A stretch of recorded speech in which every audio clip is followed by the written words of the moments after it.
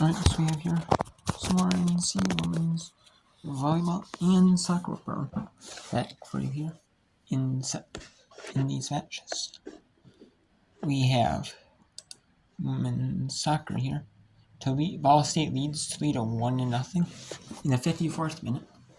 Fairleigh Dickinson leads Central Connecticut 2-0 in the 40th minute. And that's on the NC front row for all non-ESPN Plus NEC games, which to deal with the NEC and ESPN Plus is only for selected women's basketball games, men's and women's basketball games in NEC or the NEC, which is mainly the ones that are on regional sports networks on cable. Some of them are. They might be on the regional sports network, the main channel, or a lot of them have alternate channel if they want to show two games live at one time. Or these networks, they always have a national feed for programming. You're not showing local stuff, which you're usually not showing local stuff 24/7 live. So yeah, or Roberts, North Dakota, even if you're showing a local college sports in there, colleges in your area, pro sports teams, still not, Roberts, North Dakota, and Sunday Plus or Mako Sports. Mako Sports Network shows North Dakota, South Dakota, in South Dakota State, North Dakota State sports games, and then Division II conferences in the area, and shows the Sioux Falls Skyforce, G League games. They might have a deal with show some minor league baseball games with those deals. So on the team, so Buffalo 1-0 over Ohio, or maybe each of it, and I think that's and then we have Buffalo leads 1-0 over Ohio in the 52nd minute. Eastern and then win a non-televised match. That's 57th minute. Korean scored 6-2. Then Eastern Russian Portland State in the 46th minute. And then we have Cleveland State Robert Morris in the 53rd minute scores. Eastern Michigan, Western Michigan scores in the 64th minute. And Mercyhurst against St. Francis P scores in the 60th minute. There's 1-1 in the 16th minute, my bad, 1-1. I said scoreless, I was thinking of Denver's St. Thomas, but so was I their score. They're in the 16th minute scoreless. Just getting away. And we have the Sunbelt Conference teams. They do East and West. And we have Costa Carolina 6-0, Jane Madison, Georgia Southern 5-1.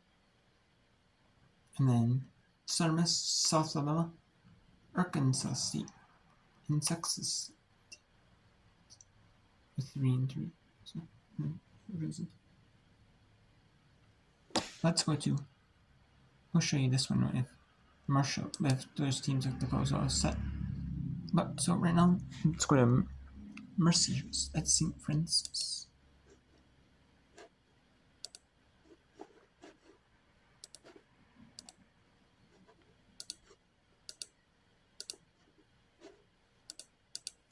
For just 9 shots the last 2 games.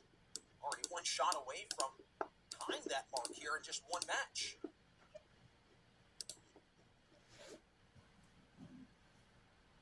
Bigger concern from the home team is trying to get that first win of the season.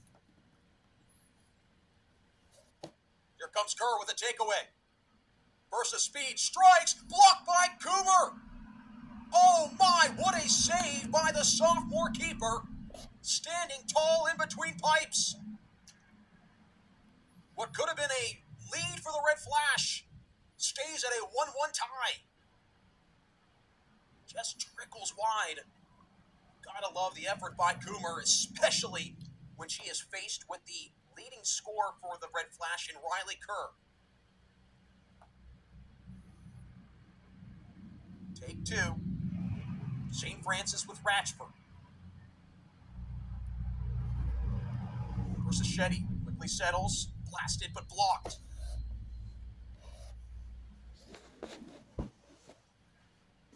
Mercyhurst stands tall in the threat.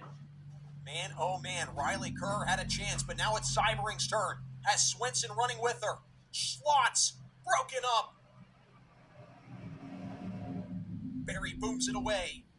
Both offenses, again, starting to get into a rhythm as this second half wears on. Cybering again to try and find a teammate. Give the Lakers a lead. She leads the team in assists this season after having 6 of them a year ago. Good ball, trickles through. Swenson juggles, barges through, and it's saved by Sawich. Chiavo with great pressure on Swenson, who's just a few games removed from a goal herself. It's both keepers tightening the clamps defensively in the back half of this second half.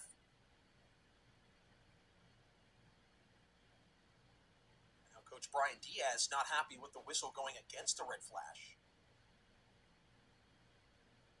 Fast restart for the Lakers, trying to avoid a third consecutive loss. Fiorillo launches. Barry arcs it back. Starts to dance around. Chiavo pushes Calburn off ball.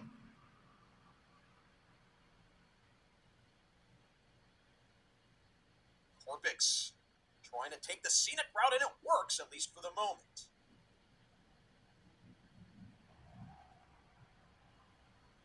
Mills.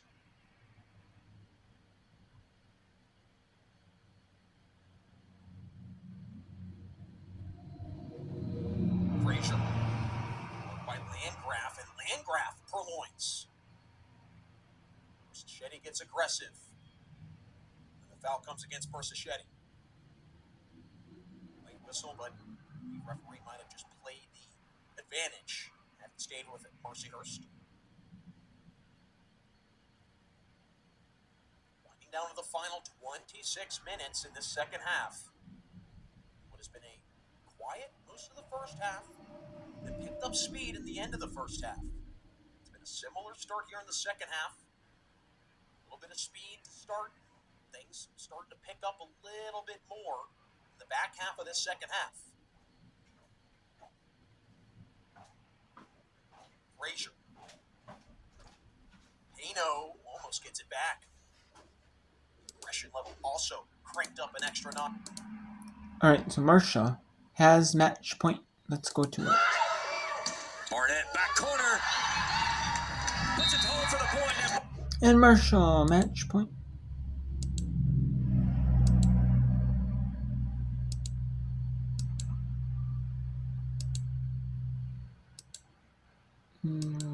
Where is it? Right here. Okay, so Marcia with that one, they go to 1, and they go to 2 and 5 in some about 5th in the East, and Tracy Monroe goes to 0 and 7, 9 and 12 in the league, or 1 and 7 league, 9 and 12 overall. So they're dead last in the league right now. And Marshall, even if you include every team in the conference, they're only in about 10th.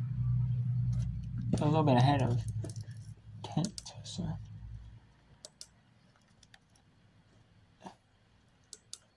we have Toledo Ball State. They just got a tie game at 1. Cleveland State Robert Morris was still in a tie game in the 60th minute.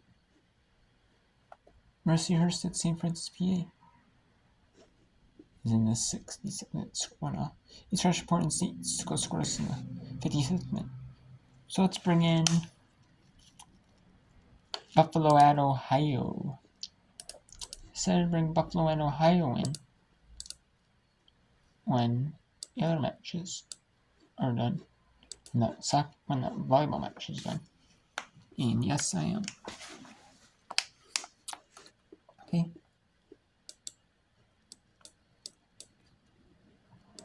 Let's go Toledo at Ball State here. Toledo. 27.5 minutes in. 27.5 minutes left in this match. Roughly. It is 1-1 for both teams. By Emily Roper and cleared again. Izzy Ross scrapping for possession with a mockery. Toledo at least clears it past the center line. We talk about the tale of two halves, and even though they don't get possession there, Toledo, even though their Ball State has had the possession in their favor quite a bit on their attacking third, Ball State really hasn't even been able to get into the 18 as much just because of Toledo's defense. And a Schultz looking with Anilare. The rest of the defensive crew. Cleared by Maynard into the box. The chase down. Won by Clausen. Palante steps up as well. And Isaacson gathers, clears. That's big for Ball State, big for Palante as well. There were Cardinals in the area, but you can never be too sure. That's why she was on it, on her toes, ready to go. Glancing header by Izzy Ross. Draws a foul with the contact. Went alongside by Allie Macbeth. So a free kick for Ball State, and again, Rowan, last time it was Toledo who had this type of free kick. Now the Cards get a chance to clear and get things moving. Yeah, not only that, but around this point in the half, we're at about the halfway point. It's a 1-1 matchup for Ball State and for Toledo. And I'm sure Toledo definitely has it at this point. A sense of urgency is needed. The Cardinals have had it as well, just trying to get into that attacking third, which they've done a good job at in getting in that range in this half. Yet just getting in the 18, that's been the tough part. Toledo has come up strong defensively. Great adjustments made at the half by Coach Batman and his group. Chester looking for Furno, instead blocked away by Bourbeau.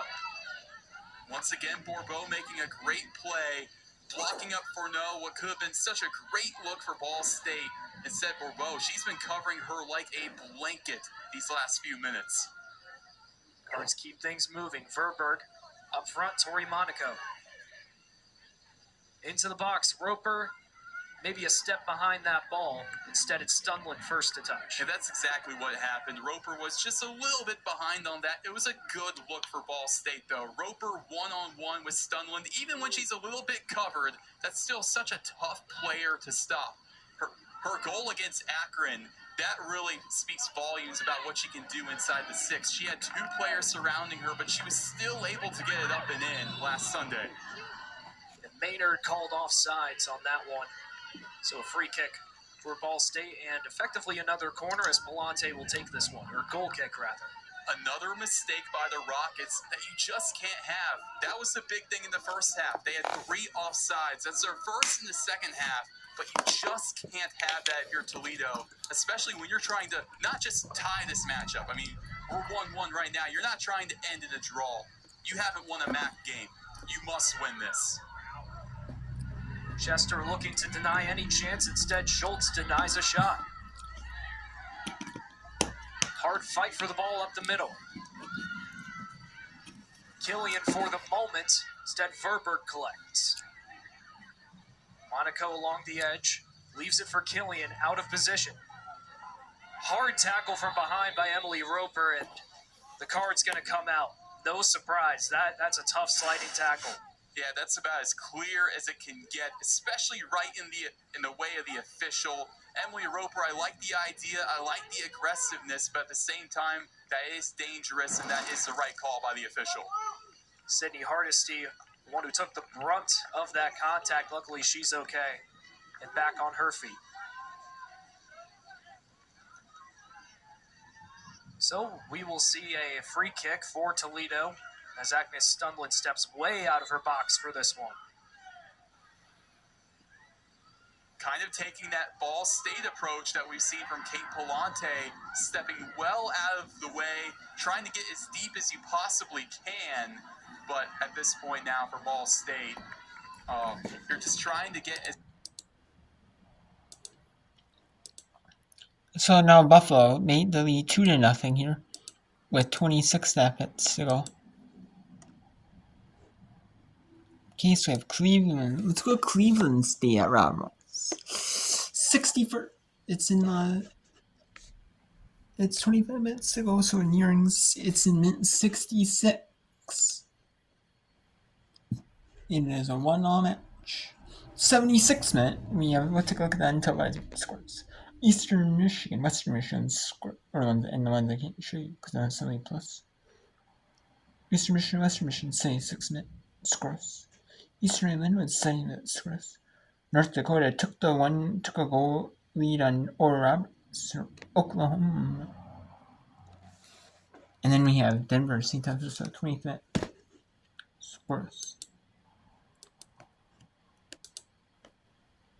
That one out of play, but foul called on Cleveland State anyway. Or foul called on